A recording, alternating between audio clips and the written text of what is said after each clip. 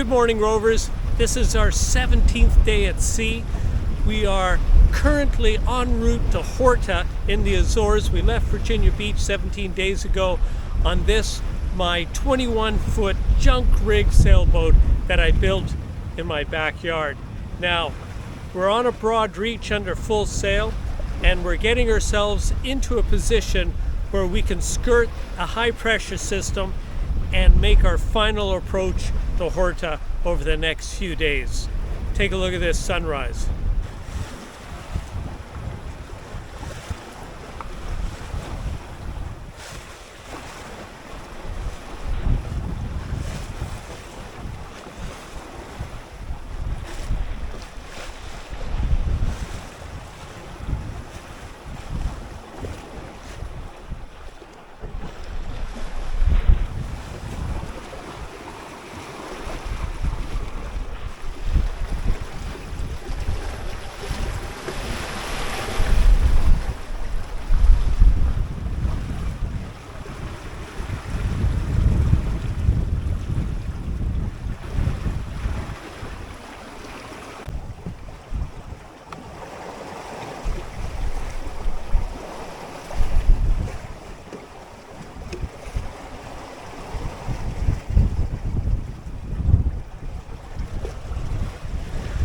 Then there's the Mark III doing a marvelous job steering us the whole way.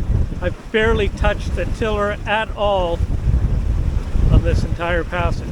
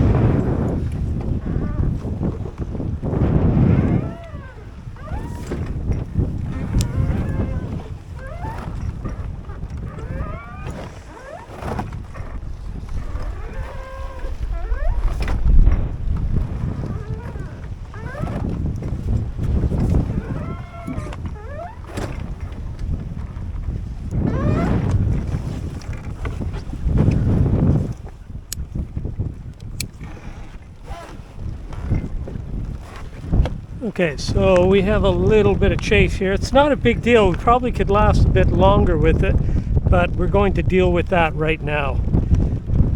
So, yeah.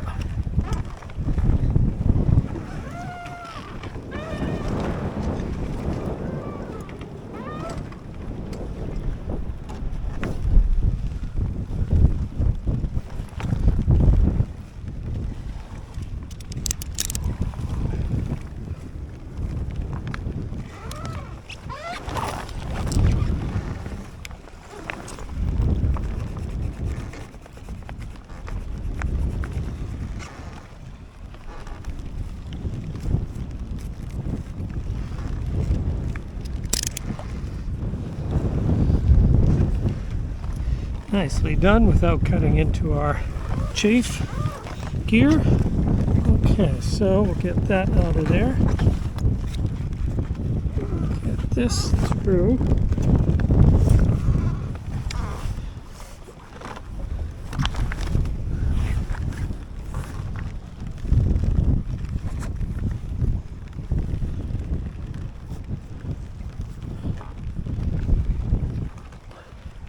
There we go.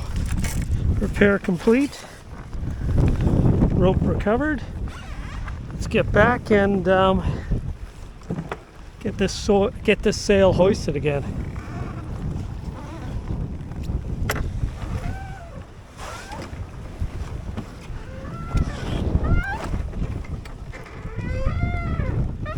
Well, sorry about the camera work in that one. The wind is blowing about 15, but the seas are really small. Like they're only, less than a meter, less than 3 feet. And I know that they're going to be building throughout the day, because by tonight, sometime around midnight, of course, we expect winds around 24, gusting closer to 30. So I wanted to get that. It's the yard topping lift. I wanted to get that issue solved, but here's what it looks like. And you know, it still has a lot of life left in it. Like the whole inner section of it is fine. It was just the outer covering braid that was chafed through. But anyway, better safe than sorry. That's one less thing that'll be on my mind.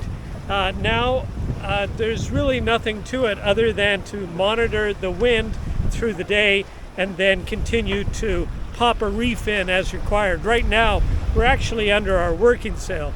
About half an hour ago, when the wind was about 12 knots, 10 to 12 knots, I actually had the full sail, the light weather sail up, all 5 panels. So now we have 4 panels up. I'll show you that right now. So this is what I refer to as my working sail.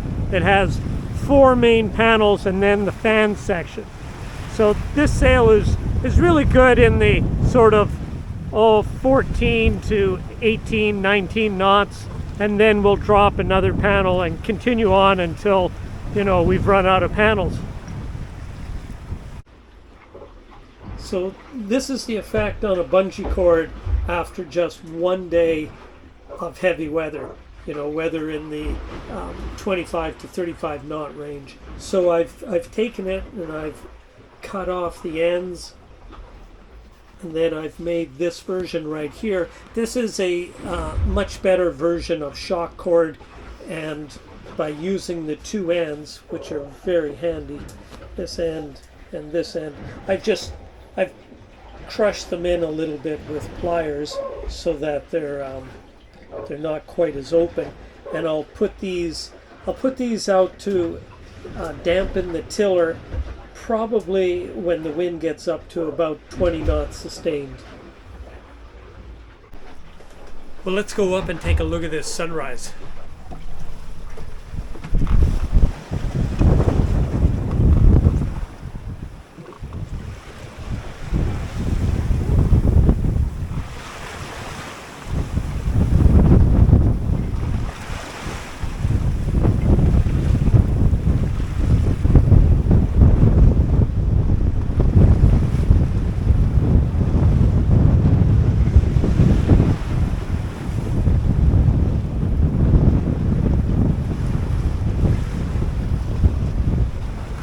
Well, as you can see, we're 4/5 reefed, but it's only blowing maybe 15 knots right now. And the seas are about a little over a meter, so maybe 4 feet. And yeah, we have 4/5 in. And why is that? Because last night it did blow, and it was just before midnight, and the wind really piped up. We were probably gusting in the high 20s. So it was reported, it was forecast that it would blow that hard throughout most of the night. It sort of died off sometime around a little after midnight, maybe 1 o'clock. So I didn't hoist the sail after that. I just thought, well, we'll see. And now I can see that we're going to hoist the sail. So we made really good time though, 5 knots right through the whole night, and in the right direction, eastward. And by going eastward, the more miles we make to east, the less the gusts are going to be. We're riding the edge of this front yet again. So now I think I'm going to hoist this sail.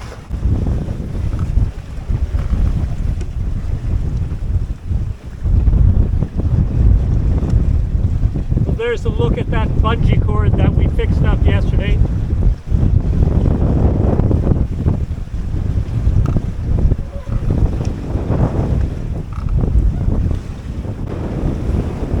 And there it is, the Mark III. So simple to build, easy to operate. And I've used this design, the Mark III, to cross the ocean 3 times now. If you're interested in building your own, there's a link in the video description on where you can get the plans.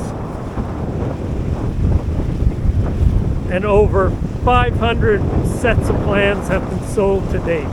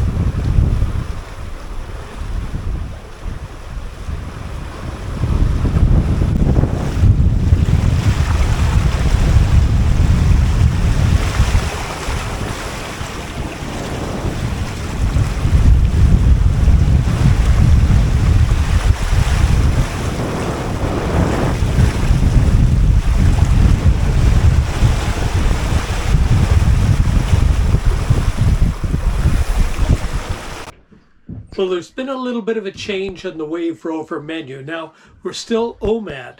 What does that mean, OMAD? 1 meal a day.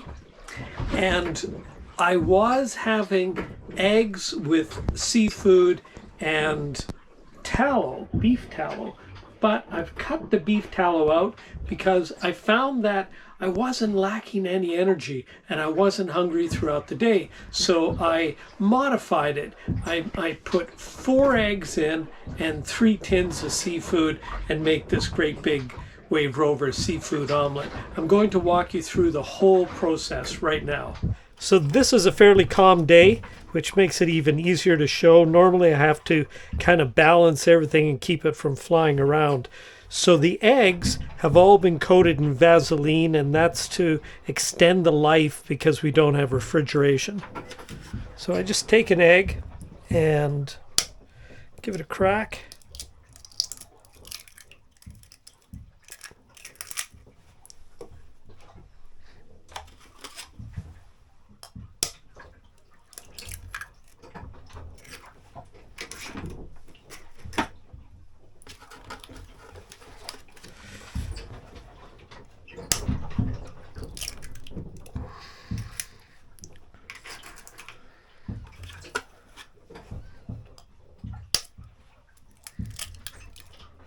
Okay, there we go, 4 eggs.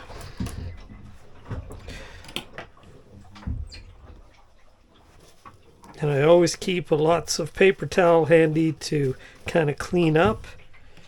Just makes my life that much easier at the end. So to first step, we whisk these. I believe that's what we call this.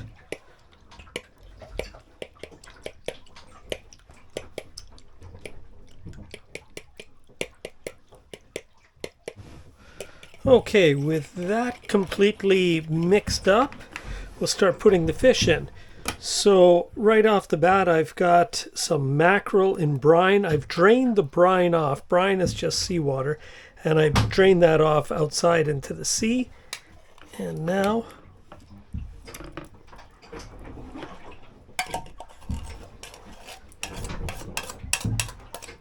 there we go. Second tin is, this is pink salmon, wild caught Alaska pink salmon.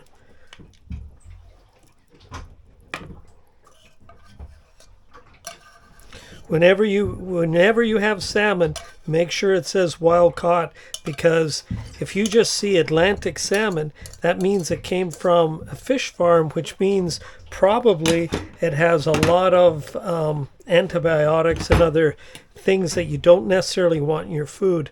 And then the last thing I'm putting in, sardines. So let's get these guys in here.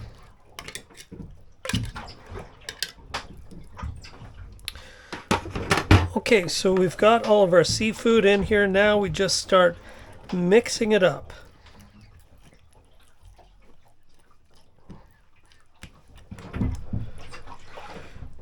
There you go, that looks pretty good. Next step,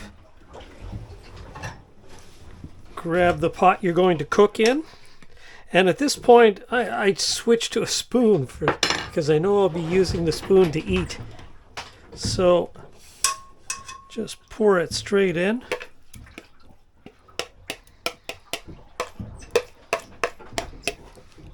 Find if you keep everything clean, it just makes your life so much easier in the end.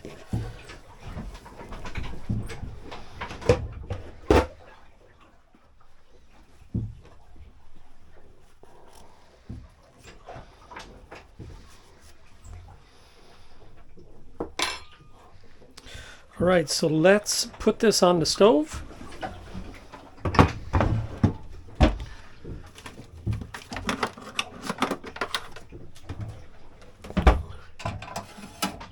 So I put that onto high just to light it. There we go, we're lit.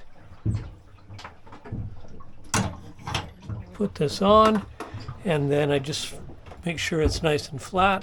Yes, it is.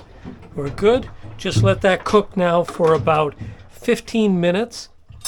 I put it down on just between 1 and 2, and it's on a scale of 0 to 4. And then I'll put the lid on.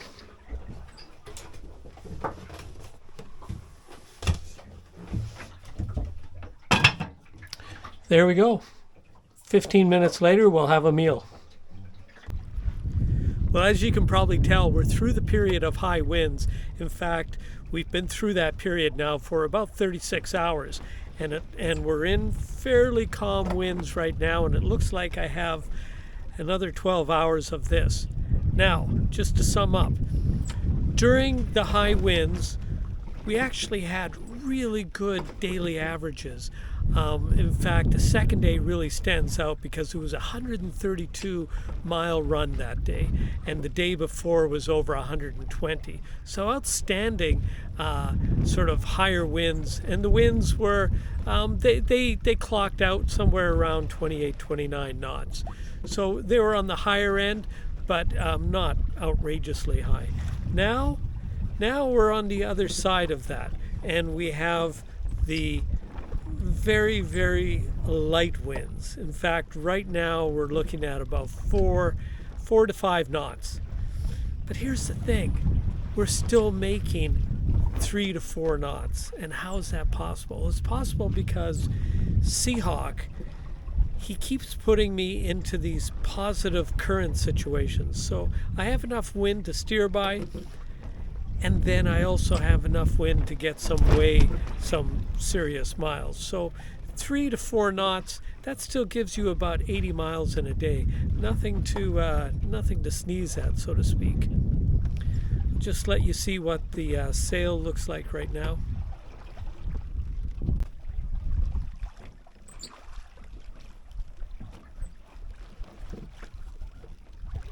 Well, there it is. We're looking at our light weather sail. All the panels are up. And just take a look at this sea. I mean, I haven't really seen it this calm. The waves would be under 1 foot, so under 1/3 of a meter. And it might be difficult for you to see, but we're surrounded by fog. And this isn't bad. This fog probably is, I've got visibility of about 2 miles. But yesterday my visibility was more like less than 30, well, between 30 to 50 yards, so about 50 meters.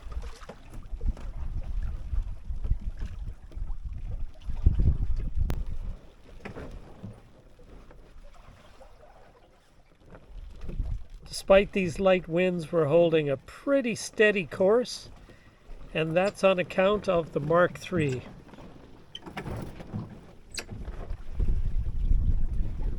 Which, you've probably heard me say it a few times, but I'm just so proud of this rig.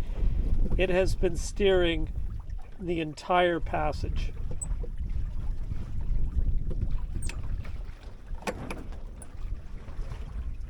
Simplicity itself.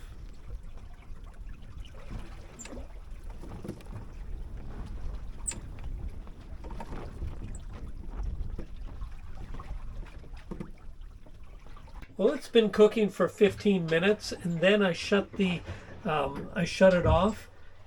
And just with the lid on, I'm going to let it cook another 15 minutes. And then we'll take the lid off, and it's time to eat. So I've left it covered for 15 minutes, and now it's time to add my iodine solution. So this is 2% iodine, and I put 5 drops on here.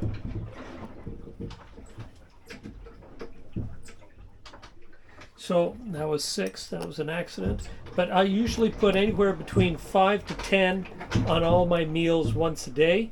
And this is to stave off glandular cancer. So, do your own research on this. Come up with your own solution. But this is what I do.